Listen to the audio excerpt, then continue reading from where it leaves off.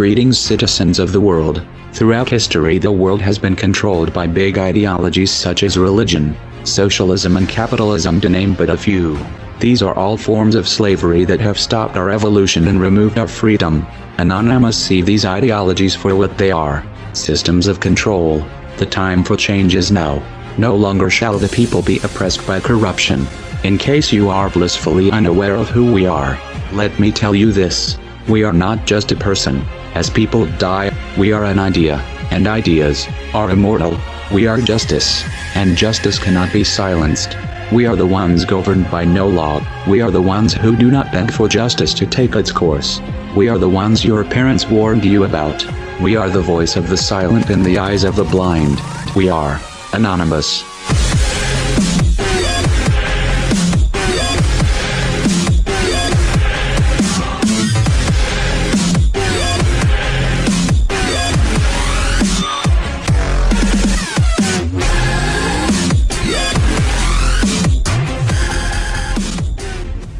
The tendency to relate past events to what is possible in the present becomes more difficult as the scope of the geopolitical environment changes. It is a useful thing, then, to ask every once in a while if the environment has recently undergone any particular severe changes, thereby expanding our options for the future.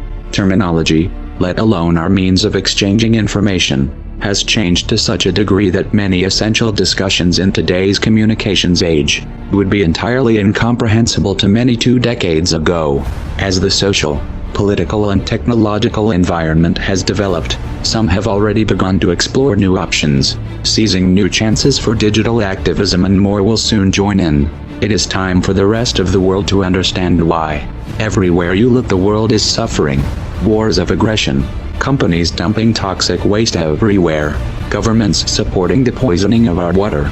1/3 of the world goes hungry, while the other 2/3 throws away the third of their food. We are digging up all the coal and oil of our planet instead of researching renewable methods. Governments and corporations constantly lie, kill, and extort the entire planet's population, just for profit, where in America the richest 1% have 42% of the money. You shouldn't have to be convinced that the system we live under must come to a stop.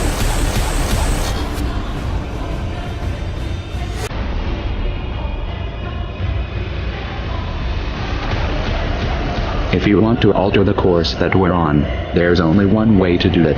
We need to wake up that public. Even the most powerful weapons of war are neutralized if you reach the mind of the man behind the trigger. How do we wake the masses, you asked? Don't wait for someone to answer that for you. Get creative. Act like your children's and grandchildren's futures depend on it. Because they do. No one wants to believe that their kids are going to live under a military dictatorship. No one wants to see this coming. So most people put their head in the sand and do their best not to think about it. Those who don't always begin with one question: what can we do? The first thing you need to understand here is, our problem is psychological, not material. You have the means to take back your power, and you don't need a set of specific instructions. You don't need someone to hold your hand and explain your role. You don't need someone to give you permission. Are you going to push this out of your mind because it's uncomfortable, or are you going to convert that discomfort into a driving force? No one can make that choice for you. I will tell you this much, Bo: if that thought itches in the minds of enough people, we will figure out a way to scratch it. And if that driven feeling is fully established in your heart, you will find a way to make it spread. The odds don't matter anymore. If you understand what we are facing, then you have a moral responsibility to do everything in your power to alter the course that we're on, regardless of the odds. It's only when you stop basing your involvement on the chance of success that success actually becomes possible. To strip the ill-gotten power of the financial elites and to bring these criminal cartels to justice will require nothing less than a revolution. The government is not going to save us. The government is completely infiltrated and corrupt to the core. Looking to them for help is completely arrogant.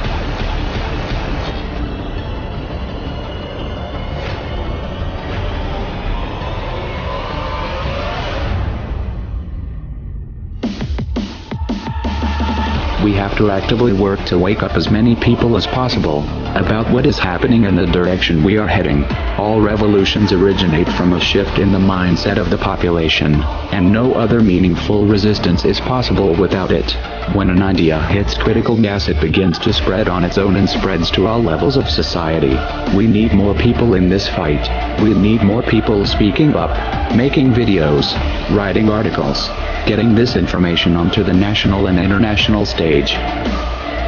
We are anonymous. We are legion. We do not forgive. We do not forget. Expect us.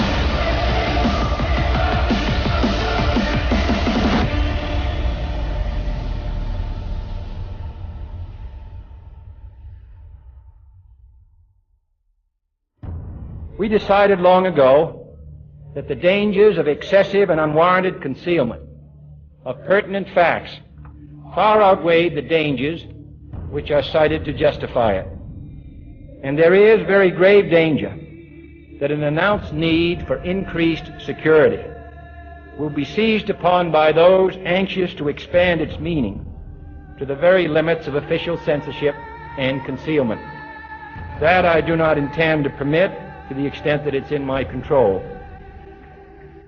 For we are opposed around the world by a monolithic and ruthless conspiracy that relies primarily on covert means for expanding its sphere of influence, on infiltration instead of invasion, on subversion instead of elections, on intimidation instead of free choice, on guerrillas by night instead of armies by day.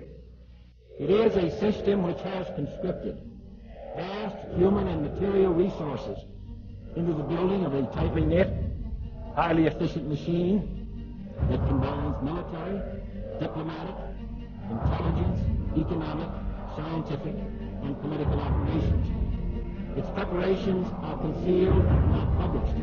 Its mistakes are buried, not headlined. Its dissenters are silenced, not praised. No expenditure is questioned, no rumor is printed, no secret is revealed.